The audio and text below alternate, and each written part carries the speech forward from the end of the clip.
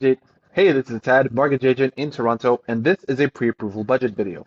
This is an example of the budgets I do for my clients based on their situation after reviewing their documents. So here's the scenario for this video. There is one borrower and they've been pre-approved for a max purchase price of $900,000.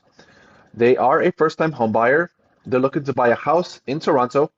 The total budget they have for both the down payment and closing costs is $95,000, and they want to get a mortgage with a 4-year fixed term. So to show the borrower today, we got 4 different options with different purchase price amounts and down payments. Now we're going to start at the top, work our way down, and I'm going to explain each point as we go. First off, the amortization. This is going to be the total amount of time the borrower has to repay the loan. Because they're looking to get a high ratio mortgage, that max amount will be 25 years. Moving on, we get to the interest rate. So this is what the interest rate will be for the borrower for the length of that term. This is an estimate just based on the current market, and it can change at any time. Once the borrowers find a property they like and put an offer on it, then I'll be able to find them the lender with the best mortgage and loan's interest rate for the situation at that time. Next, we get to the first-time homebuyer status. Like we mentioned, the borrower is a first-time homebuyer, which means they should be able to qualify for a rebate on their land transfer tax. Next, we get to the property taxes. So this $4,000 is just an estimate after looking at multiple properties on the MLS for houses in Toronto in the $900,000 range.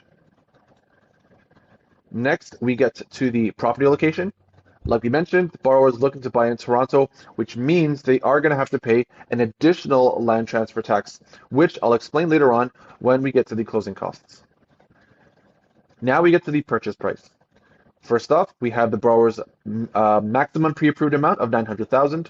Second option, also $900,000. Then we have a price at $875,000 and an option at $850,000. This is just to give the borrower a range of different purchase price amounts so they have an idea of what their cost might be if they bought something a bit less. Now we get to the down payments here. So in the first option, this would be their minimum down payment requirement for buying a property at this purchase price. For the second option, this is the maximum down payment the borrower would be able to commit while still staying within their budget. For the third and fourth down payment options, it's also what their max down payment can be while still staying within their budgets. Next, we get to the mortgage insurance premium. So what is this premium here? Well, when a borrower is getting a high ratio mortgage, the lender will purchase mortgage loan insurance and pass the cost onto the borrower. The cost of this insurance is called the premium, and the amount varies on the size of the down payment. The lower the down payment, the higher the premium. So as you can see here, with the borrower's minimum down payment requirement, their premium would be higher compared to the second option with the higher down payments and lower premium. To finish off, we get to the total mortgage amount. So how are we getting these numbers? Well, this is related to the mortgage insurance premium. There are 2 ways to pay it off. Option 1, the borrowers can pay it off in a lump sum, or, which is what we're going to do here, is add the premium to the loan amount, which is going to increase the total mortgage. And the calculation for that is purchase price minus down payment plus the premium equals total mortgage. And this is the same calculation for each of these total mortgage amounts here. Now we get to the closing costs. First off, we have the down payments just like we had above. We have an estimate of legal fees, tax on those legal fees, an appraisal fee, and now we get to the land transfer tax. Like I mentioned earlier, because the borrower is looking to buy in Toronto, they're going to have to pay an additional land transfer tax. Why is that? Well, when you're buying a property anywhere in Ontario, you have to pay a provincial land transfer tax. But if you're buying in Toronto specifically, you have to pay an additional municipal land transfer tax. So that means the land transfer tax is basically doubled. However, because the borrower is a first-time home buyer, they should be able to qualify for a rebate from both the province and the city on their land transfer tax. And this is what the cost of their tax would be with both of the rebates already applied.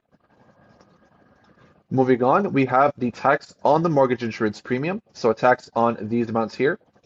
And last, we have a buffer of $1,000 just in case some costs are higher than expected. So that leads us to the total closing costs for the borrowers at these amounts here.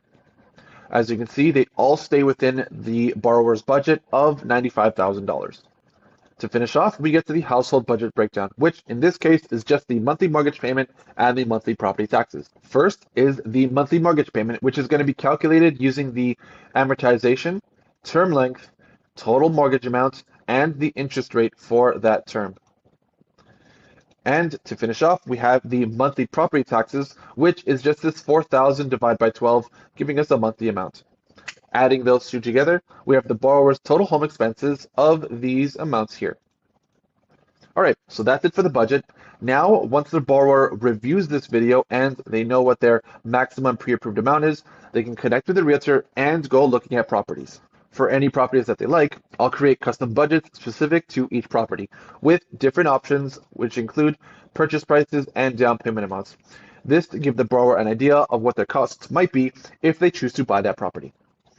All right, so that's it for the video. Thanks for watching, and if you have any questions, feel free to reach out. Take care.